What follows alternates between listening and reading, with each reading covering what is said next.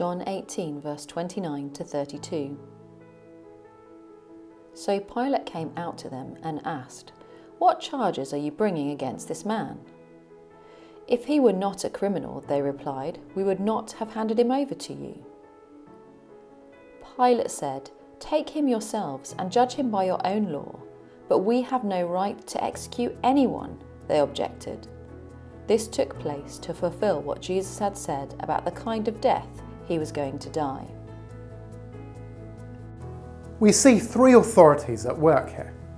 The Roman authorities, championed by Pilate, the Jewish authorities, championed by the religious leaders, and God's authority, championed by Jesus.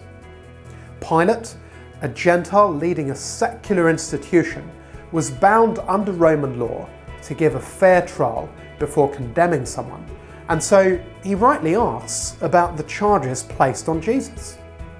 The Jewish authorities dodged Pilate's question, and this showed that they had no plausible reason. It should have ended there.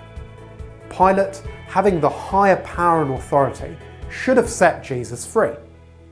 Instead, he was guilty of doing nothing in Jesus' defense and asked them to judge Jesus by their Jewish law. They objected straight away. They knew they couldn't put Jesus to death. And so a power struggle between the two authorities continues. But above all that, there was the highest authority, God's. Jesus knew and had predicted the scribes and the chief priests will hand him over to the Gentiles to be mocked, flogged, and crucified.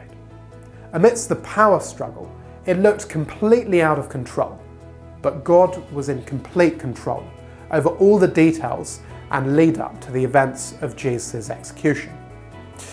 So today, when we see the unfairness of the trial, don't be under any illusion that man was driving this. God was allowing this to happen, so the plan that he put in place years before would be accomplished for our good and his glory.